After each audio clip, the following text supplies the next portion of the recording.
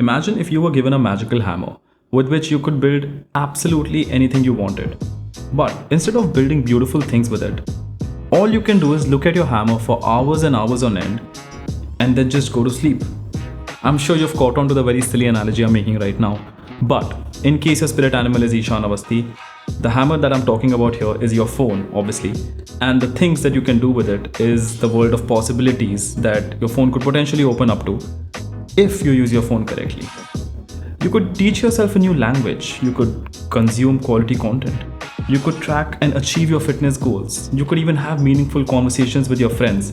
And sending reels on Instagram is not meaningful conversations. I will die on that hill. But more often than not, we find ourselves mindlessly stuck in the chaos created by this tiny 6-inch glass pane. In fact, mindless phone addiction has become so bad that it has opened up the market for entire companies to rise with the simple goal of bringing back light, minimal phones devoid of any distractions. We have accumulated so much clutter in our phones over the years that most of the times we are rarely doing anything productive with it or meaningful. We just look at our phone and just get lost into that hole. I want to hopefully help halt that horrible habit and bring back some productive and mindful behavior patterns with your existing phones without having to buy a light or minimal phone. The general idea here is to use your phone as a tool to have quick bites of information served to you when you want it. You do not want to sit on your phone for hours on end trying to do complex tasks. That is the simple underlying rule here for all pointers that I will cover. Your phone is better for catching up on things quickly.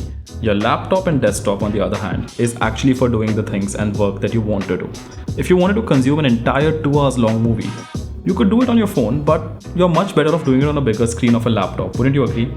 However, if you wanted to watch the trailer of that movie, you don't necessarily have to go and look for a laptop. You could very well do it on your phone very quickly and just be done with it. We will be applying the same logic to productivity here and cover 5 settings on your phone that you can change to achieve a more minimal and productive outlook towards your phone. Okay, let's start with the thing that's staring you back in the face, your home screen. Your home screen should not be a bunch of applications. I don't think that's the most productive way to use your phone. You would be much better off replacing them with widgets. Home screen widgets are one of the most useful additions Apple made with the introduction of iOS 14. And yet 5 years later, most people are just using them as an afterthought. Instead of filling out your home screen with 20 applications, I would recommend replacing everything you have with widgets. Not only does it make for a cleaner look, it actually is more helpful because it gives you useful, glanceable information right at your fingertips. The moment you look at your screen, most of the times you don't even have to open the application. The widgets display the information you need right on the home screen, or provide easy access to actions that you may otherwise need to take by opening the application first. For example, your calendar app icon on the home screen shows you basic information as day and date, right? But if you had a calendar widget, it would give you much more information than the calendar icon, and you would have a bird's eye view of your entire week or month, whatever calendar widget you choose. And you didn't even need to open the app. Another example I could give you is the weather app. Instead of having an icon for the application of weather, you could actually see your weather on the home screen without ever having to open the application. Not only is it faster, it looks better. I could give you examples for almost every app, but I'm sure you get the point. An extreme version of this would be to just have a single home screen. Now, fair warning, this option is not for the faint-hearted. But if you can actually function with a single home screen, I promise you there's nothing more freeing than that. I personally have been using single home screen for years now, and this was way before home screen widgets were a thing. So yeah, I can tell you it works. Alright, next let's have a look at your dock. This one is so simple yet so overlooked. The dock is undoubtedly the centerpiece of any home screen setup regardless of your personal preferences. It is the place where we put our most used applications or our favorite applications. Most of them fill up our docks one day and then just forget about it for the rest of time. But there's actually something you could do to make this experience much more meaningful. Let's take WhatsApp for example. Undoubtedly, it's one of the most used applications on your phone, unless you're living in the US. So it makes sense for you to place it in your dock, right? But when you do that, you're actually creating a duplicate. What I mean by that is, you're completely forgetting about the app library. The app library was a handy feature also introduced in iOS 14. It auto-generates folders based on the function of an application. So for example, all your social applications would get grouped into one folder and it would be called the social folder. All your finance applications would get grouped into another folder, which would be the finance folder, and so on. And within these folders, the 3 most used applications would get pushed right to the top, prominently front and center. So, there's a very good chance that WhatsApp would be anyway front and center on your social folder in your app library. So, when you place it on your dock, it's just then visible in two places, and it doesn't make a lot of sense for the same application to show up twice, right? So, how can we fix it? Well, there are two ways. I'll start with the easier one. The easier option, of course, is to remove it from the dock and replace it with something else that is helpful or productive. It could be a language learning app, it could be a productivity app like a habit builder app, or it could be a work related app, right? Basically anything that can help you be productive, and WhatsApp would still be one swipe away in the app library. But let's say you're one of those people who absolutely wants to have WhatsApp in their dock no matter what. Then what? In that case, I would suggest you can remove WhatsApp from your auto-generated folders so another application can take its place, so you're not seeing the same application twice. But how do you remove an application from a folder that was auto-generated by Apple using machine learning? Well, the bad news is that it's not entirely possible to remove an application from these folders, but the good news is that there is a workaround that can hide the applications from these folders from appearing right at the top. Well, to do this, head on over to Settings, click on Apple Intelligence in Siri, and scroll all the way down to Apps. Find your app, which in this case is WhatsApp, and just turn the toggle for suggested app off. Once you do this, WhatsApp will vanish from your social folders and give way for another application to rise. It is still very much present within the folder, it's just not getting pushed right to the very top, and that's exactly what we want. Now you don't have the same application showing up twice. In the extreme version of this, I would actually bring down the number of applications in my dock to just 3. Our first instinct is to always clutter it up as much as possible. We want to fill it up with all the given slots and call it a day. But instead of filling out your dock, I would recommend to just have 3. This is a good exercise in actually figuring out what is important to you. If you can't reduce your applications by 1, chances are when given the choice, you would also have 5, 6, 7 or even 8 applications on the dock. I know I did that when I was in my Android era. So no amount of space is going to be enough for you if you yourself don't set a limit on how many applications you want to see. So try seeing if you can function with 3 applications, and it might just be a great exercise in resource management and learning to keep only that which is super important to you. I will be honest, I actually was very apprehensive of using this setting in the beginning.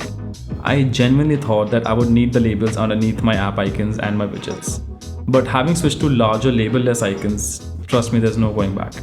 Using this setting actually had an unintended benefit for me in that I started deleting applications that I did not find useful. Earlier, I was very much in love with the idea of hoarding things, and having labels under them gave me a false sense of security that I knew exactly what was what and what was where. But now, seeing these label-less icons, I was much more likely to delete them if I didn't recognize the app icon, because chances are if I don't even recognize the app icon, then I'm probably not even using it.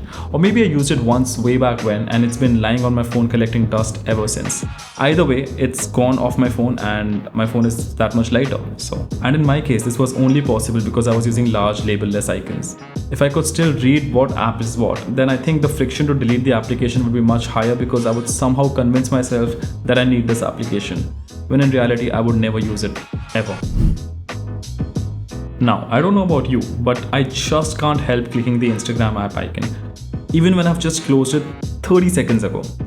The level of mind-jacking that's been happening in the background is just insane. And all through design. Companies design their logo bright and vibrant to appeal to our instinct of getting attracted to bright and colorful things. Reducing the color on your phone will give you back some sense of control by cutting out our sensory dopamine that one might get by looking at bright colorful icons. Trust me, you don't need those oversaturated colors on your phone as much as you think you do.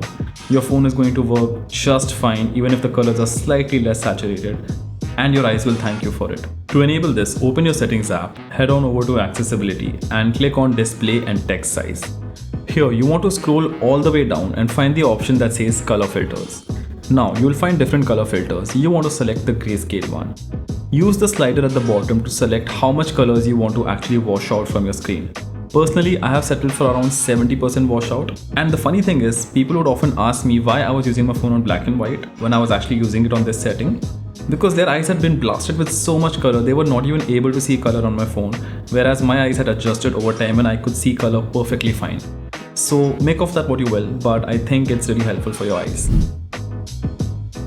Did you know notifications were originally introduced as a way for you to not look at your phone all the time? I know, it's weird. But the original purpose of push notifications was to help people look at their phone only when there was something important that came in. Otherwise, they could just carry on with their day normally without worrying about looking at their phone. It is absolutely crazy and borderline unethical how companies have turned this feature that was meant for the good of us and turned it around for their profit and are basically bombarding us with notifications all day and all night just so we would open their applications a little more. So no matter how minimal your phone looks and feels, if it's constantly pinging you, you are not going to have an experience that is very mindful or very minimal. So you need to decide if you want to take control, and a very good way to do that would be just silence. All these constant notification triggers have conditioned you to look at your phone and look at the most mundane, unimportant things. There are sound notifications, banner notifications, badge notifications. They can also start to make your iPhone feel very cluttered, but it doesn't have to be that way. You can actually control which applications show you what and how much. When you open Notification Center for any application, you will have 7 options. 7 per application. It is crazy. I wish Apple made notification management a little easier, where you could set default rules which would apply to every new application that you downloaded. But we don't have that right now. So yes, as of now, you will have to customize notifications manually for each application. It is a daunting task and it takes a little while, but in the long run, it is so worth it. So, as promised, those were 5 settings or things you could do in order to bring back a more minimal look and feel to your phone, to make it feel more like a tool again and not like a pseudo multimedia, social media, productivity powerhouse that it's trying to be. I really hope you have gained some value from this video. I put a lot of work into making this, and I'm looking forward to your feedback and suggestions in the comment section. My name is Sid and I make videos on technology, and I can't wait to bring you the next one. So see you in the next one.